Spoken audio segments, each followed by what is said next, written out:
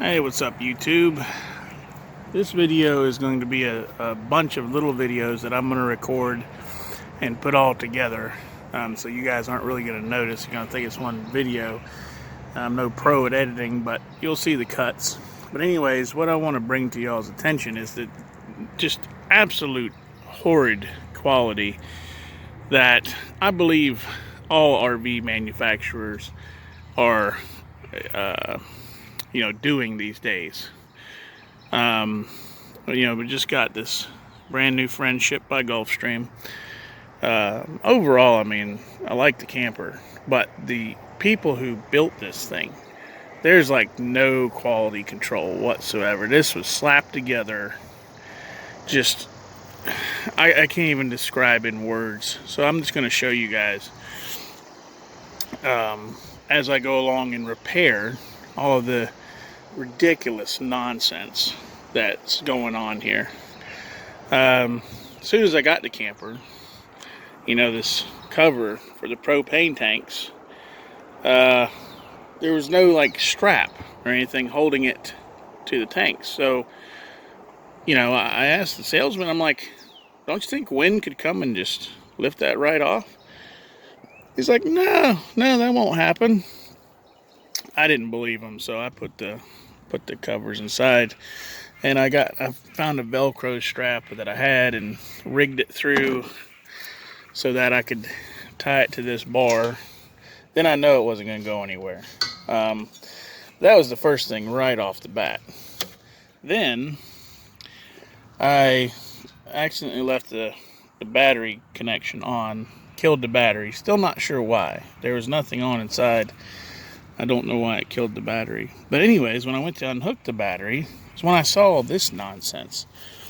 This thing looks like it was just... look at this nonsense here.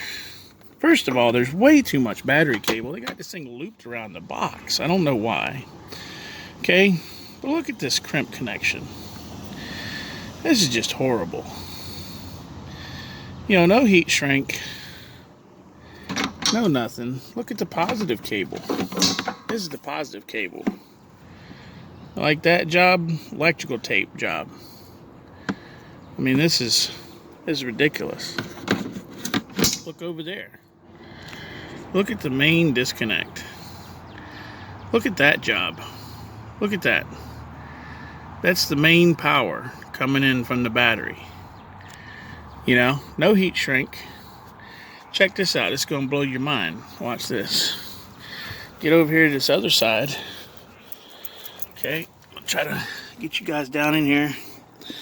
I hope you can see this. I wish I had the light on. Let me pause, turn the light on for you guys. Okay, we got the light on. Look at this. Look at this. Sorry, it's kind of hard for me to stick my head in here. But look at this battery cable, okay? Look at this stray wire here. This very easily could come over here and touch the frame. Touch the frame. Look at how many strands of that wire are broken. Okay, this is the side that comes straight from the battery. So if this was to touch the frame, it would just be a dead short. And well, what are you going to do about that? Hopefully it burns off. But look, I can count. I don't know if you can see them. But I see 1, 2, 3, 4, 5, 6, 7.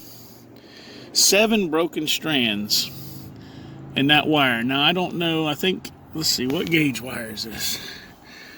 Wire gauge. Let's see. What wire gauge is this stuff? Okay, this is 6 gauge wire. I don't know how many strands of copper are in that 6 gauge wire, but with 7 of them being broken, I could imagine it's definitely not at its best capacity. Okay, here's another look at this wonderful job here. This down here is a mess. This all has to be redone. I got to take my bracket off for my hitch and redo this nonsense. Just more crap wiring. And then this ground over here, see if you can see it, they didn't even scrape the paint off the frame. So I guess all of that ground has just got to travel through that screw. Not very good. Not very good work. You know, I don't know why we've got holes here in the frame for the wiring to pass through. You're supposed to put a grommet in there. Instead, they just got some zip ties. So, this is just the beginning, guys, of the crap that they've done to this trailer. That's just sloppy work. I mean, just sloppy work. And for the price you pay for these things, I'll tell you, it's over $30,000 for this one. And this is the kind of quality you get. But that's it for this video right now. Like I said, I'm going to splice all these together. There's a bunch of stuff on the inside and whatnot I'm going to show you guys. But, alright, to the next segment. Alright, so I got it opened up here a little bit so I can get a better look at what's going on. And, yeah, look at this. Look at this. There's one screw holding this to the frame right down here. So high quality work there. Couldn't bother to put 2 screws in it. Look at the quality job they did here. Look at this. Corrosion already setting into this connection. There's the straggler. Look at how many broken wires are in there. Look how many are already developing cracks. They're gonna break some more. Just horrible connections. You know, you see this one. Look at the corrosion setting in there. This is brand new, guys, brand new. Of course, you saw that earlier. I did think it was funny to note that this side right here is the battery side. This is where you're supposed to hook your battery. See the bat? They got this backwards. They got the battery hooked over here. Not sure if it matters. Again, you can see this lovely cluster of wires here, all screwed to the frame that the paint was not removed on, so doesn't really ground that well. But then there was this. I didn't even notice this earlier. So all of the other accessories that are fused, well, that are run, that are not hooked internally to the motorhome, to the camper, are out here. Okay, so how did they hook up all of these accessory circuits? They ran a pigtail. You got a 30 amp fuse here. Okay, comes over here, so it jumps right on the battery. And they shoved everything into this large wire nut, wire nutted it, and threw some electrical tape on it.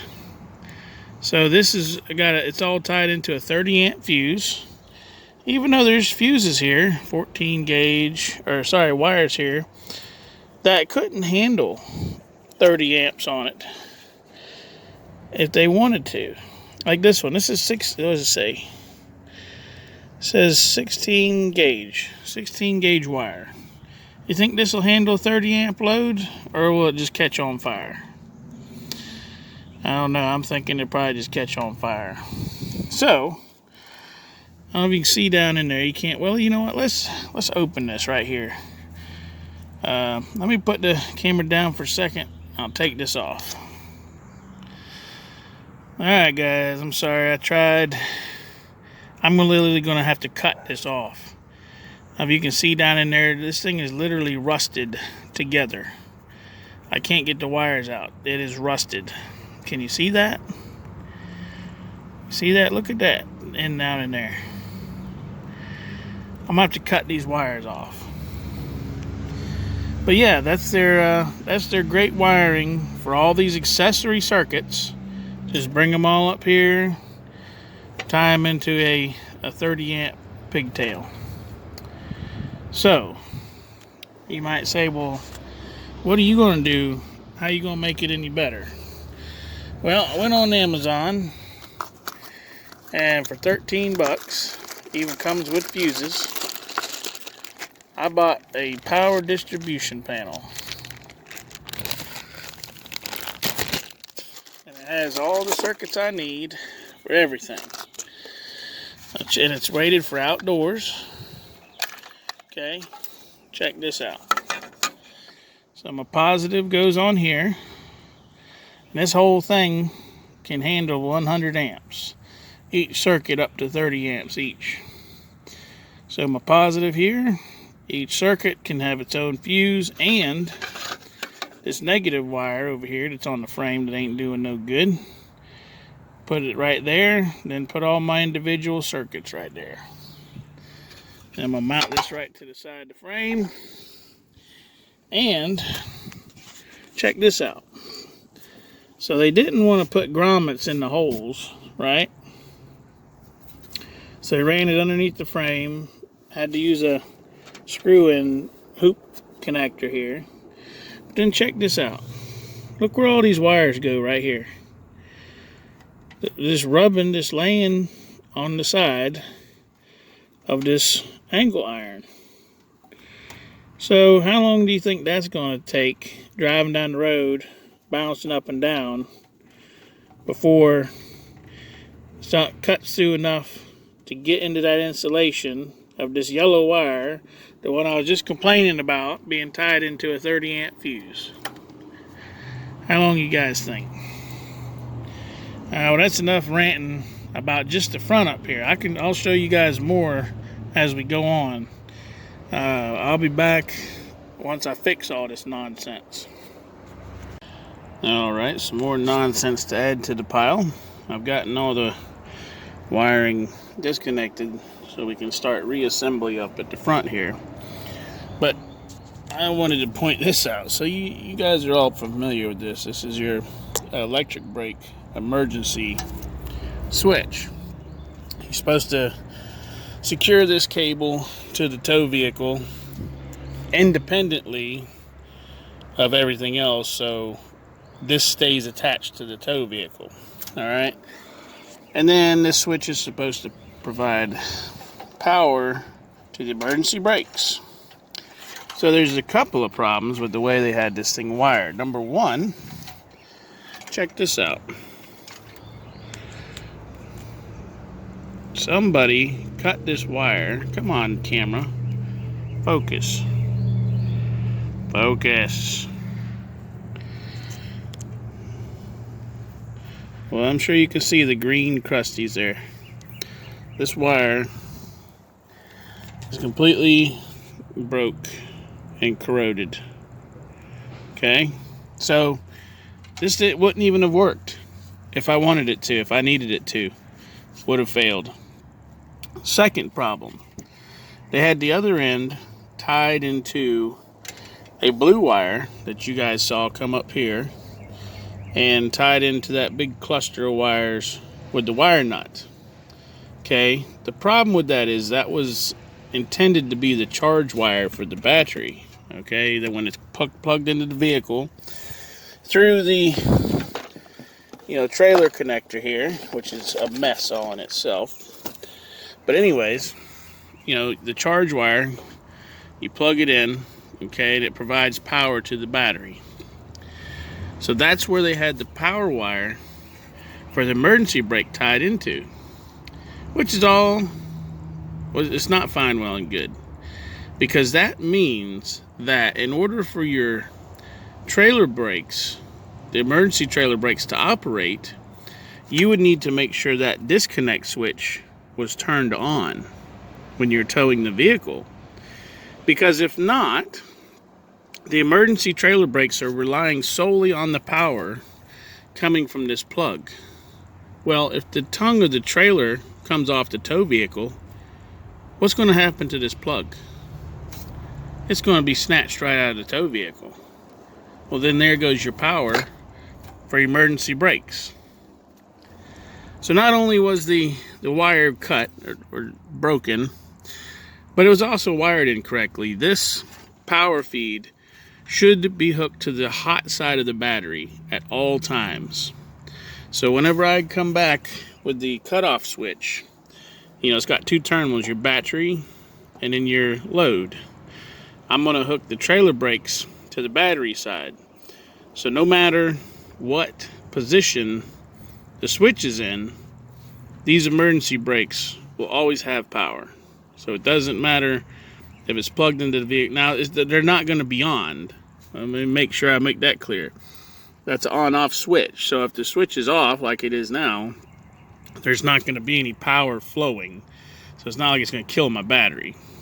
But, and then to get into this mess, so they used a, pre-made harness. But I get underneath there, and check out these colors, guys. You look up a standard wiring color chart. Okay, your brown is supposed to be your running lights. Well, it's not on this harness, it's the right-hand brake light. The red wire is supposed to be vehicle charging. Well, it's not. It's this black wire, the vehicle charging. This red wire, which is supposed to be vehicle charging, is actually my left-hand turn signal. And this green wire is my running lights. Completely backwards. I don't even know who made this harness, but if I wouldn't have traced all this out with my voltmeter, ohming it out, it would be a mess. More to come. All right, here we are underneath here, and look at this nonsense, bros, people. Look at this nonsense. There's none of this wiring is running any kind of loom. It's just hanging down. Look at this junk hanging down over the axles here. All the way up. All the way up is nonsense. Look at these tank straps. Look. What is this? What is this hanging? What is this supporting? Nothing. They're all like that. I don't know if they must be emergency straps, because they sure aren't supporting anything. So look at this. So for whatever reason, this plumber strap, I guess, wasn't long enough, but this is clearly cut. You can see here's the other end of it. So here's the main power wire for the camper. Look, all the other wires are run up here. They run this down. I guess they're using the power wire to support this pipe because somebody was too lazy to go get a new piece of plumber strap. So, how you like this? This is the 120 volt ground coming off the fuse panel inside the camper. Look, I'm sure this is making a wonderful connection. What do you think, guys? Here's my 12 volt ground. This is all the power coming in. We'll probably say up to 40 amps coming down to here. I gotta give them a little credit. I guess they used a star washer to bite into the frame. They didn't do that up front. But again, crusty, very crusty. And yeah, just I guess we don't put wires in looms anymore to protect them. I don't know, what do you guys think? You think this is safe? You think this won't get caught in like a stick or something coming underneath the trailer, and then it's going to take out? This is my trailer brake wiring. So, one piece of road debris and I lose my trailer brakes, possibly crash because I can't stop it. But yeah, this is the quality that you get nowadays for over $30,000. Over $30,000, guys, and I'm having to do this myself because the labor rate, if I remember correctly, was over $200 an hour.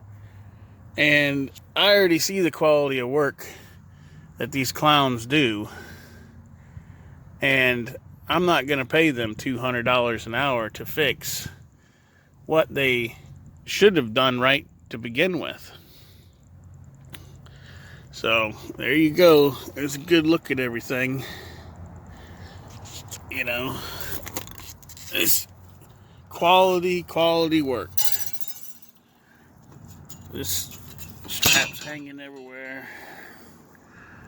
Complete nonsense. Alright, starting to make a little progress here, guys. Got both the grounds redone.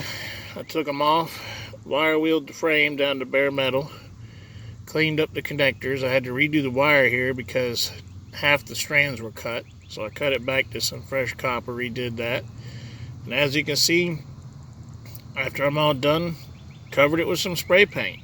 There you go, it'll keep the air out. I took the power wire out loose from inside so I could unhook it. So now it doesn't support the sewer pipe anymore. And we're going to keep on moving. Alright, another little brief segment. I've got the wires all in wire loom now as best I can.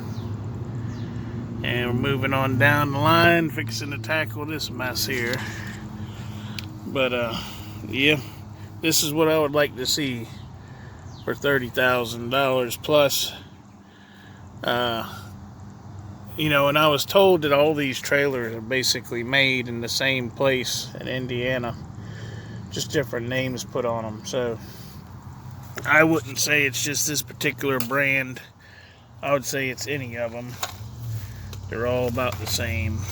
Just trying to find that screw. I found out why the 120 volt ground was not connected with that bolt was because the whoever was putting this in, it didn't drill all the way, and the drill on the screw itself got dull, so they just kept trying to push it through and push it through. It didn't make it, so they just said to hell with it and left it there.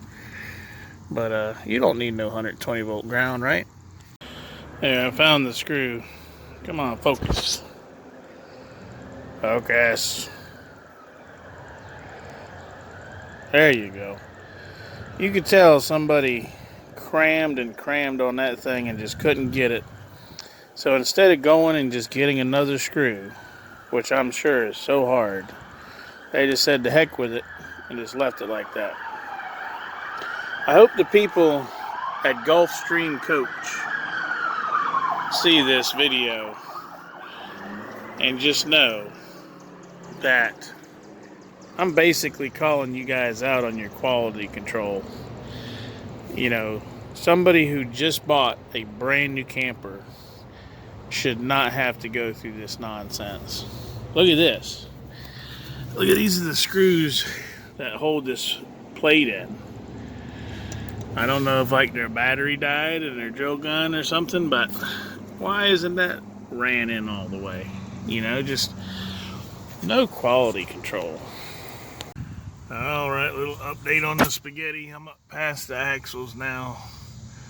You can see how I put all the smaller wires in a loom, got the bigger wires, you know, tidied up with each other. I don't have crap hanging down anymore. I zip tied the brake wires to the shackles welded on the frame. Then I put the smaller wires in loom, got it attached to the leaf spring, so now the wires can move with the suspension. They should be pretty protected there. But I found a spot back there where some plumber strap was hanging down at the brake lights wiring. Had already been chafed and started rubbing through. So, I mean, my point is, you know, for $30,000, it should have been done like this to begin with. Not electrical tape. And I mean, look, they didn't even trim off the excess of the zip ties. You know, look at this. This is how they hooked up the power to this motor that operates the slide out. You know, look at this. Got regular household wire nuts and a really horrible electrical tape job. What I'm going to do with this is I got some crimp caps, end caps. I'm going to fill with dielectric grease. I'm going to crimp that and heat shrink it so that it's weather tight. But yeah, halfway through it now. All right, next update. We've gotten past the retraction gear. Got a loom up over that because the wires were down there getting in the grease. Wires are pretty safe right here. Got them all tucked in nice right here, up to here. I'm not going to do this because there's no real sense in doing it. I cut about 6 feet of wire off of this because they had it coming all the way down here, all the way around here, all the way back up to the motor right there. It just goes right there. So you see what I did there. Got rid of the nasty wire nuts. Put some crimp caps with dielectric grease and then heat shrink on top of that. So that ought to be a pretty good connection. The rest of this I'm just going to zip tie up because it is supported by the two brackets they put in, or loops or whatever you want to call them.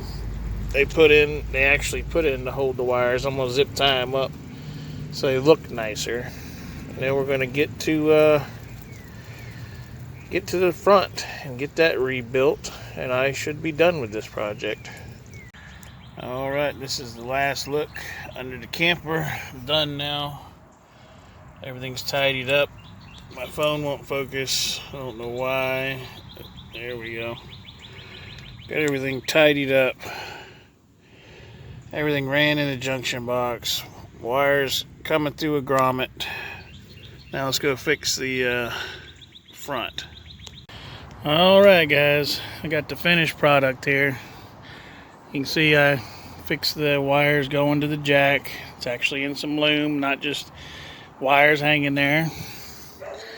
Got everything all zip tied together nice. Now remember the broken wire on the trailer brakes? Okay, I've got it tied into a fuse. Okay, sorry about that. And we've got it tied in permanently with the battery positive cable. Okay, so no matter which position this switch is on, these electric brakes will always have power, regardless if it's hooked to a vehicle or not, the way it should be. And it's protected because it's got a fuse on there. Okay, as you can see, redid our battery terminals. No more corroded connection and black electrical tape. We've got nice new clean copper with heat shrink. Actually got the unit on right now, drawing some current. So as you can see, we still got the shut-off switch. This kills everything. From the shut-off switch, comes over here to the correct side of the 50 amp circuit breaker. Alright, from there we go down. This one goes to the coach. Alright, that one goes off to the coach where it's supposed to. Then we have this guy, which goes over here to our fuse block. And you remember that crusty 30 amp fuse with the big wire nut? Well, now everything has its own separate circuit. There was 4 individual circuits all tied into one. So we've got this circuit right here, which goes to our tongue jack. This circuit right here is our solar charging. This one right here is the awning, the slide out. And this right here is our vehicle charging. So now everything has its own dedicated circuit. We've got the ground. I wire wheeled it down to bare metal. Then I put the connection on. Then I spray painted to seal it up. So that's it. This is the after of, what was a complete mess. There's no reason why me as an average homeowner should have to do this after purchasing a brand new, straight from the factory unit. There's no reason why if I can do this, why can't you, Gulfstream? I'm very, very upset, quite frankly, of the horrible, poor quality and craftsmanship in the wiring, which is a very, very important part You know, especially the brakes. I mean, good Lord, you guys saw. If those emergency brakes would have ever had to come on, they wouldn't have. And who knows what would have happened. But it's all fixed now. You know, this is about the best I can do. I feel it's all safe. I feel it's has great connections now. And there's nothing to worry about. But this is the Friendship by Gulfstream. It is, let's see, let's get the correct model number here. Let's see, let's check the sticker on the other side. I think it's the 279BH, but I just want to make sure I'm straight on my facts here. Let's see. Well,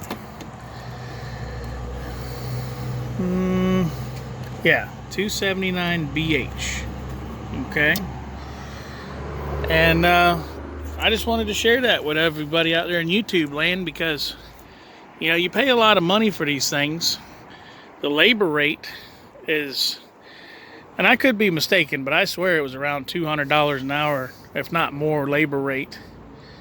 You know, and they, you know, it's got 3-year structural warranty, but that's structure. That's not electrical. So this job literally took me all day. I got on it at 8 o'clock this morning. It's a little bit after 4 now. So you do the math on how much that would have cost. You know, just bought this thing, literally needed thousands of dollars worth of electrical work done to it. But that's it. That's a before and after. Hopefully you guys made it to the end. I know it's a long video. There was a lot to show. A lot of things wrong. But thanks for sticking around.